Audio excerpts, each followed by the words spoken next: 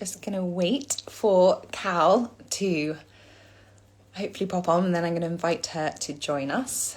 It's such a treat that we've got Cal with us today. She's going to give us a little mini workshop on yin for fear and anxiety release. I don't know if any of you have practiced yin before. You may have been to a yin class and discovered that you do a lot of floor poses, which are deep stretches working into the fascia, the connective tissue, particularly around the joints. But you may not know about the Chinese medicine side of yin. So yin comes from the Taoist tradition of China 2,000 years ago. I'm just going to see, hopefully. Let's give it a go. Yeah, so yin's from the Taoist tradition and of China. So, look, it works. I always get excited when it works. Oh my God. Hi. Whoa, there we go. I don't know why it always surprises me. I'm like, oh, look. So we're live now. Yes. Yeah, we're live now. So I was just chatting very briefly about, I was just saying that people who are listening may have been to a yin class before. They may and have been told that this is deep stretching, it's working into the connective tissue, the fascia, etc. But they may not know about the Chinese medicine meridian channel side, because to be honest, until I met, when I met you, I didn't even know about yin.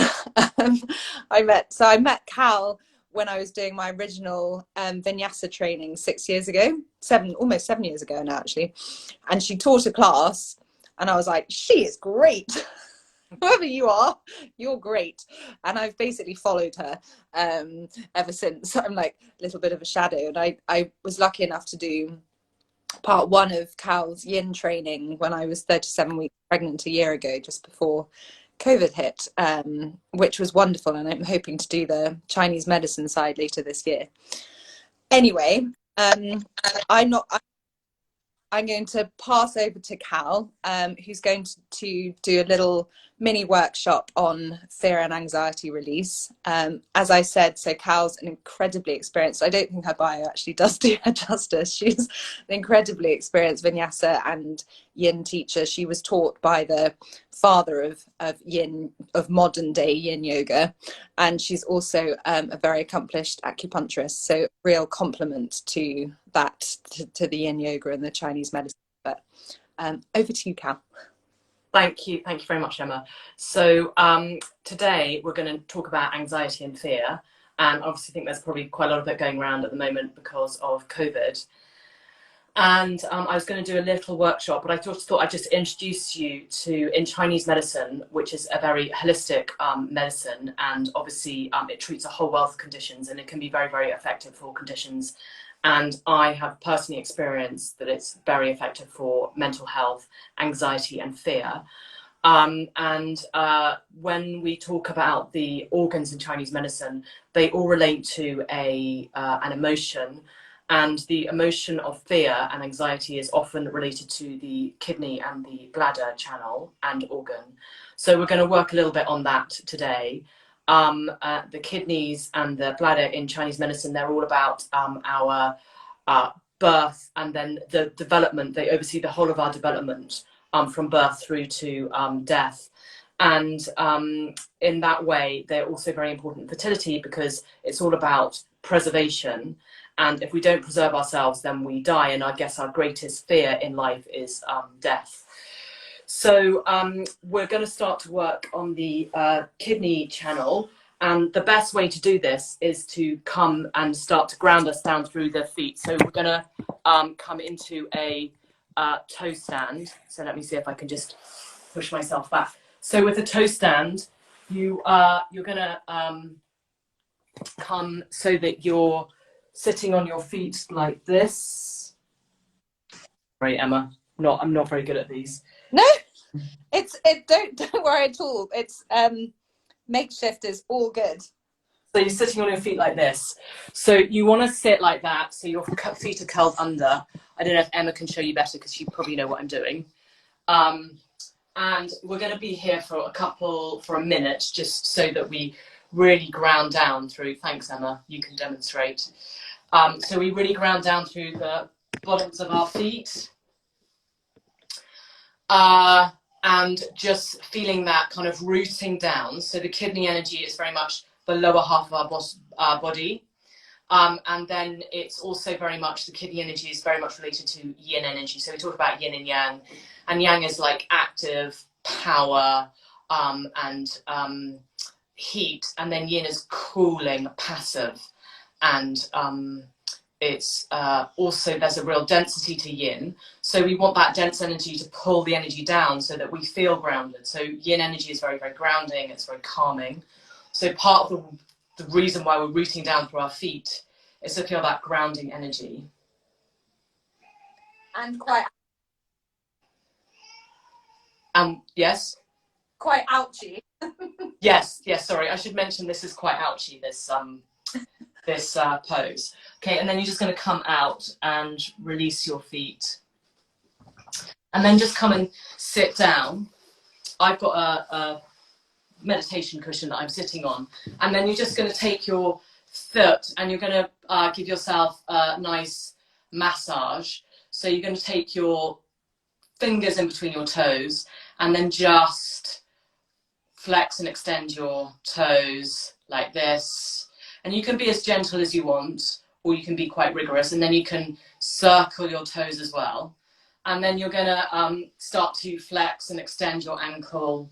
So you're going to just move the feet. And we're really concentrating on the feet because the feet ground us. We're on our feet, most of the day. So we want to feel that grounding energy through our feet. And as I said, it's really related, feet very much related to the kidney energy. So you're going to just rotate the ankles, and then you're going to grab the heel, and you're going to try, and you can take the fingers away from the toes, and you're just going to try and work the foot. So you're kind of, the foot is made of 26 bones, and you really want to try and get those bones to articulate with one another, which basically means just moving it. So I'm just trying to get, particularly in this mid-foot area, you're just trying to get those bones, the navicular and the talus bone, to articulate properly. So I'm kind of twisting and then getting, and you can sometimes hear some clicks, okay?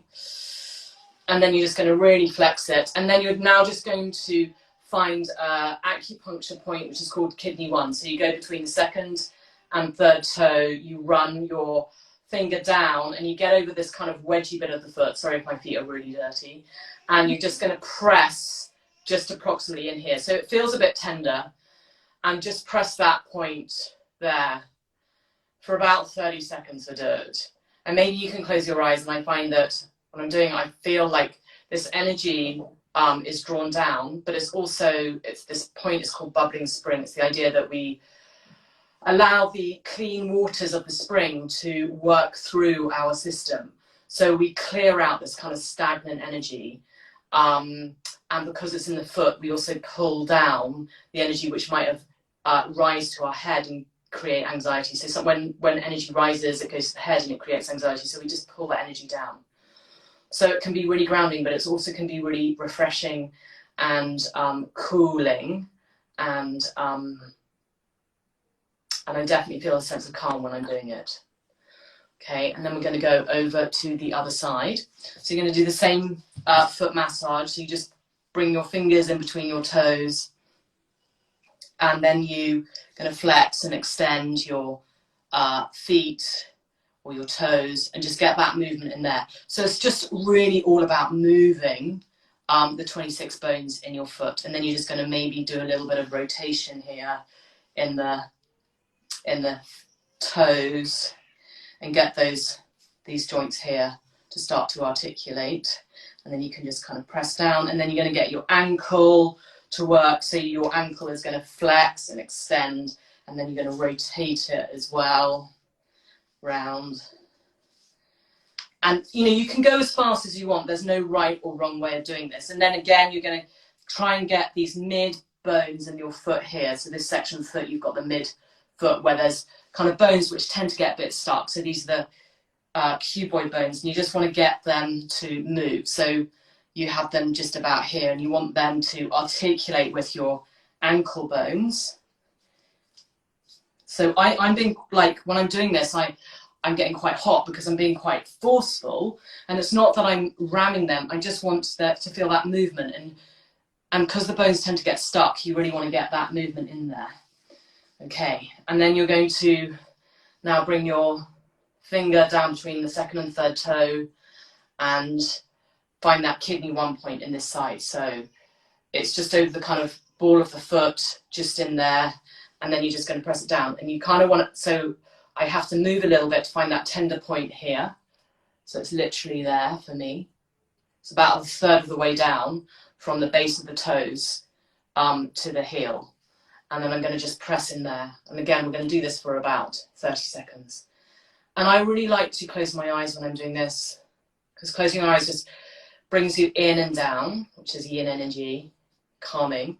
And it also starts to allow you to discover your interior landscape.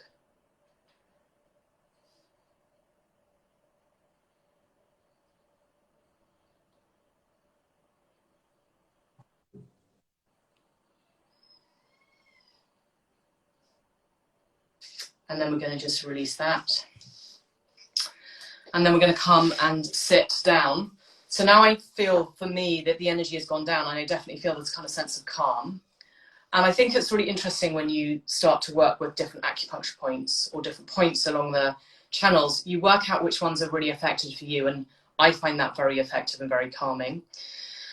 And we're just going to come and start to work a little bit into the neck and into the head. So you're just going to drop your head over to one side and feel that stretch down through the neck. You know, we tend to get very tense around the shoulders and the neck. And again, you can close your eyes. And here, you can drop your chin down. You can bring your chin up to the ceiling a little bit. And you just want to feel like where you get a nice stretch. And again, it's going to be a little bit different. So where we position our head is not necessarily definitive. It's more about what works for you. And then I'm dropping my right ear to my right shoulder. So I'm going to bring my right hand over and just gently have it on the ear. And then I'm just going to feel like there's a bit of separation between I'm gently pulling the kind of skin on my cheek up. So I just feel this release around the jaw. And again, we're just going to hold that for a minute or so.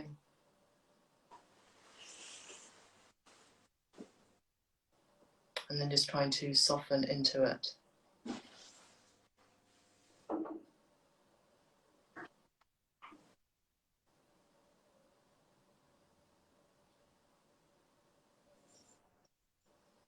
The intensity of the stretch almost increase. Can it increase? Like it's a much yeah. Yeah, so it can increase, and you can allow it to increase, or if you want it to soften, then just come out. And then you're going to keep your head where it is and just bring your right hand to your right cheek and allow the whole weight of your head to rest in your cheek. And then push yourself all the way up. So you feel like that's been relaxed and you haven't tensed it up, and we're just going to go the other way now. So you might notice that one side is a little bit worse than the other side, one more tense. And again, you're going to position your chin maybe down to the collarbones, or you can position your chin up to the ceiling, or you can really tuck your chin in. You're just going to find where you get that tension, which kind of works with you. And then feel like it's kind of nice and relaxed. And then when you feel like you've kind of soften into the pose, then you can bring your left hand up. And again, you can weigh your head down. I don't like to do that. I like to lift my cheek away from the jaw and feel like I've got some sort of release around there. And this working into those same channels. So this is working into the bladder channel, which is the yang channel for the kidneys. But if we work on either channels, it's going to affect both the organs in a very calming way. There's a point on the back of the neck, which is bladder 10, which can be really, really calming. And also it can get you, if you stimulate it, to see things from a different perspective, which is often what you really need. You know, we need to change ourselves from within, rather than then it's impossible at the moment really to change the landscape of what's happening in the world. So we kind of need to be able to change our own perspective. And so this enables us to see, kind of, it goes into the back of the neck and back into the eyes, and it kind of enables us to see a different perspective of things. So, yeah.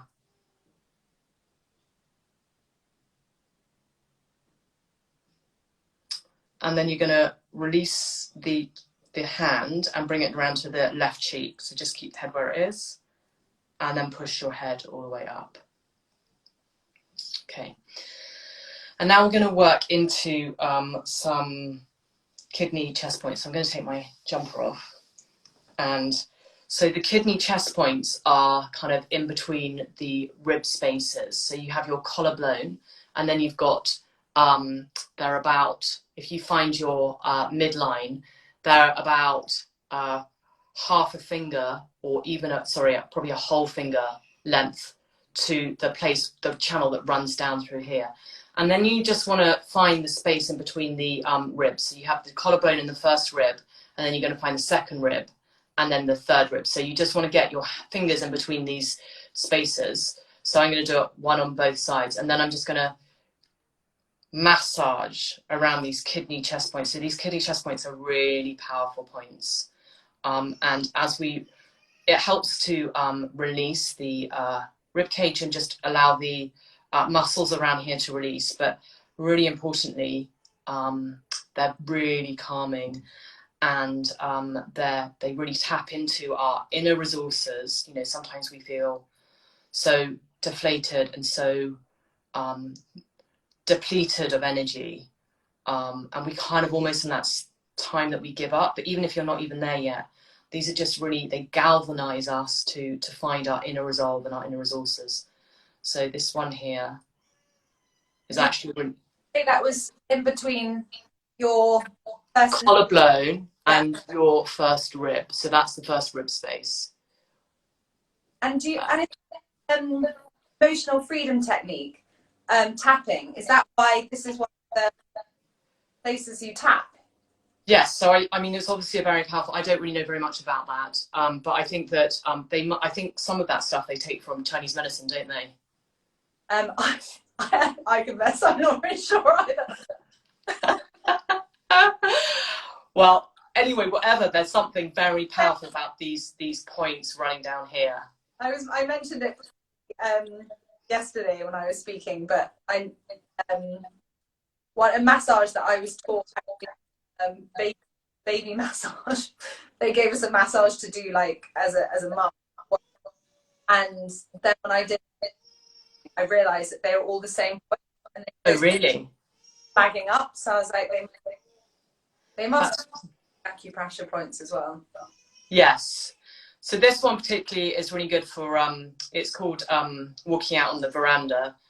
So it's like being able to, once you've spent a lot of times indoors, you can then start to, it's about convalescing. So if you've actually been very ill from COVID, then if you want to kind of brave the world and go out again, you can start to massage this, and it kind of builds up this, like, oh, you know, there's more to life than these four walls kind of thing. And then we've had this one. So if you go down in between the first and second rib space, this is another one, and it's called spirit house. So the idea that our spirit, and you know, in Chinese medicine, the reason why it's so powerful is they do believe that we're working on the different dimensions of the human being, and the spirit, which is basically your essence or your inner resolve or whatever you want to call it, but it's you know, if you work on that, and if our essence is powerful, then we won't get ill, because you know, our essence is way more powerful than our mind is way more powerful than our physical body. You know, if we decide we want to do something, we want to go somewhere, and as long as it's soft and we have an element of surrender to it, then the spirit is way more powerful than anything we do in the physical world. So it's really working on this kind of spiritual aspect. And then we're going to go down to the third one, which is Spirit's seal, which is the idea that we're really getting into that. Is sometimes called a resurrection point. So it resurrects us from the dead, resurrects us from doom and gloom that we might feel. So that's in the second and third.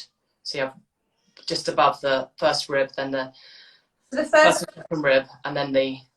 So it was the first one was below the collarbone and above the first rib. Then the second one is... Yes. Yeah, and then you've got the one which is quite low down. I'm almost onto my breast tissue, but I have quite small boobs, so... Mamas. You mourn the breast of the past. Yeah. Okay, and then you're just going to release that and then just see how, if you close your eyes, to see how you feel. So a really big part of anything that we do, and I think in a kind of way, is to just observe how it affects you.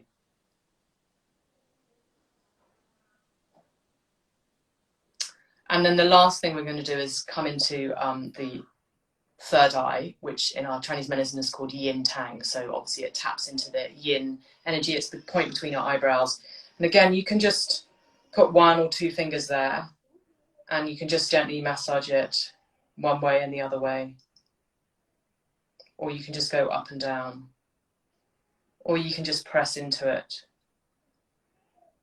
So this is just about calming the mind. So we talk about calming the mind, but also in Chinese medicine we talk about nourishing the mind and nourishing the soul. And this point both calms, but it also nourishes our spirit. Okay, and then you're just going to... And often when you find you're taking these deep breaths, which I just did, it's a real sign that you've really calmed your nervous system down.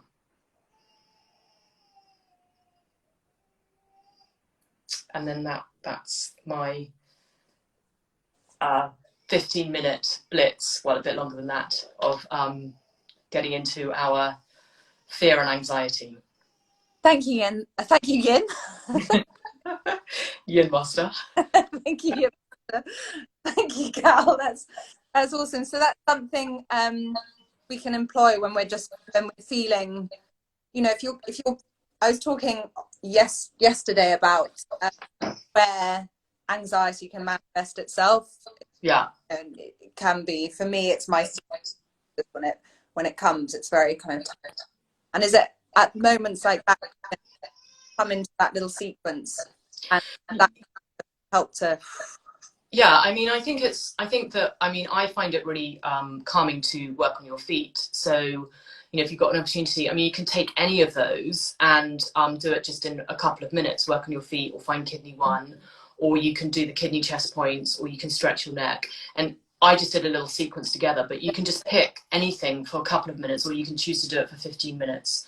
But I think all of it together just really helps, the combination of really grounding down through your feet and then working on the anxiety, which tends to sit, I know you said it sits in your stomach, Emma, but it tends to sit a lot of people on the chest. A lot of people, and we were talking about, I think last week was grief, and Lizzie, who I was speaking to, she talked a lot about constriction in the throat. That was her point of, so yeah, I can see why this area would be... Yeah. Perfect. Oh, thank you, Cal. Thank you very much, Emma. Thank you very much for inviting me. Lovely to see you. Big kiss, and big kiss to Freddie too. Okay, thank you. Bye. Big kiss to Toby. Bye. And thank you all for joining us. Thank you.